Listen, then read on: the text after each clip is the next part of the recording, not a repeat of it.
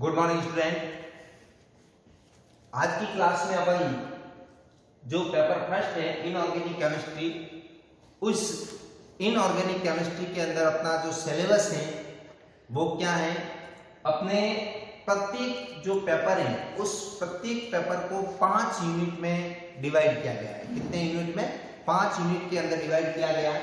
तो इसके अंदर अपना सिलेबस कौन सा है उसके बारे में अगर देखें तो इनऑर्गेनिक की जो यूनिट फर्स्ट है, यूनिट फर्स्ट, उस यूनिट फर्स्ट के अंदर कोवैलेंट कंपाउंड पढ़ने अपने को। कौन से कंपाउंड पढ़ने? कोवैलेंट जो कंपाउंड है उस कोवैलेंट कंपाउंड के बारे में पढ़ना है। कोवैलेंट कंपाउंड में कौन कौन से बॉन्ड उपस्थित होते हैं, कोवैलेंट बॉन्ड बनता है तो किस प्रकार से बनता है। तो इसके अंदर कोवैलेंट कंपाउंड से रिलेटेड जैसे कि एक थ्योरी है VBT, वैलेंस बॉन्ड थ्योरी। इस वैलेंस बॉन्ड थ्योरी के बारे में भी अपने को पढ़ना है। इसका बेसिक आपने 11th-12th में भी पढ़ाई है।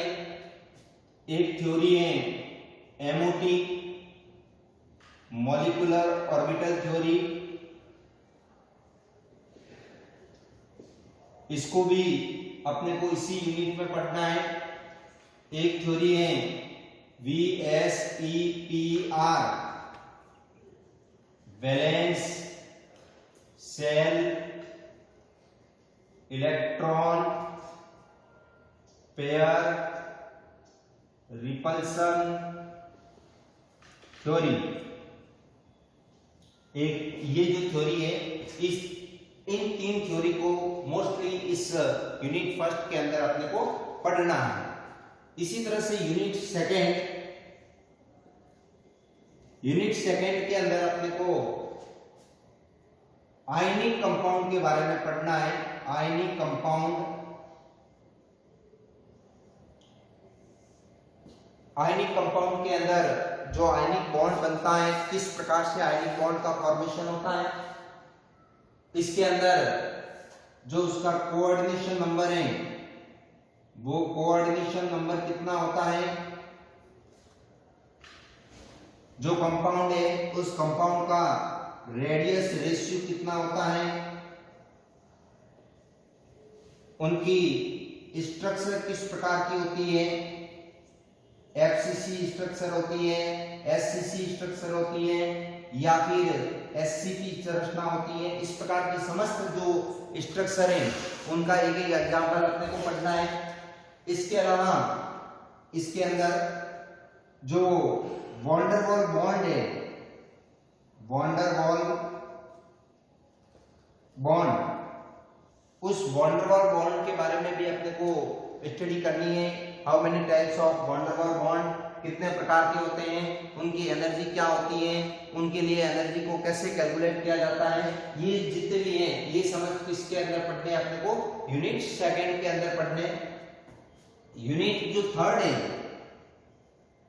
इस यूनिट थर्ड के अंदर अपने को जो पढ़ना है वो है S block element. S block element periodic table के अंदर S ब्लॉक के जो एलिमेंट हैं उनकी पोजीशन क्या होती है। ग्रुप के अंदर टॉप टू बॉटम जाते हैं तो उनकी फिजिकल प्रॉपर्टीज में क्या चेंजेस आते हैं, पीरियड के अंदर क्या परिवर्तन होते हैं। S ब्लॉक के जो एलिमेंट हैं उनसे बनने वाले जो कंपाउंड है, जैसे कि नाइट्रोजन का कंपाउंड अमोनिया है, नाइट्रिक अम्ल है। इसी प्रकार से जैसे कि इसमें आ जाएगा मैग्नीशियम, तो मैग्नीशियम का कंपाउंड मैग्नीशियम के सल्फेट है। इसके अलावा कार्बोनेट है। उन समस्त यौगिकों के बारे में अपने को पढ़ना है। उनकी जो फिजिकल प्रॉपर्टीज है, सॉल्युबिलिटी इन वाटर है, उनके अंदर बॉन्ड की लेंथ है, बॉन्ड की स्ट्रेंथ है, वो S ब्लॉक से रिलेटेड जो भी कंपाउंड है उन सभी के बारे में अध्ययन किसमें करना है? यूनिट थर्ड में। इसके अलावा इसके अंदर एक छोटा सा टॉपिक और डाल रखा है, वो है एक तो है लाइम, चूना, और दूसरा है सीमेंट। इन दोनों को किस प्रकार से बनाया जाता है, दोनों का एप्लीकेशन क्या है, कहां पर यूज किया जाता है, वो किसमें पढ़ना है अपने को? यूनिट थर्ड में।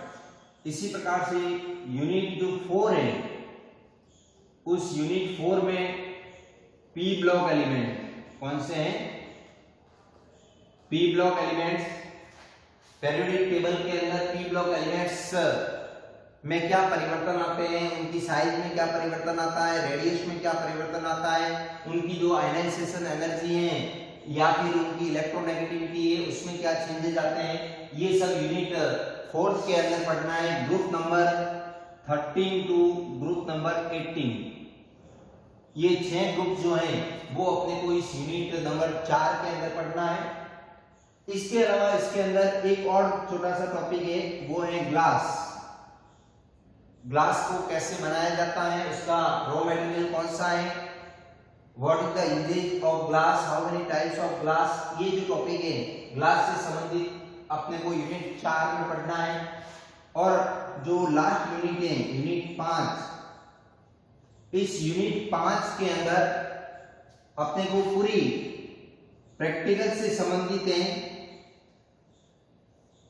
एक तो इसके अंदर जो एनालिसिस है वो एनालिसिस कैसे किया जाता है, जो मेन रेडिकल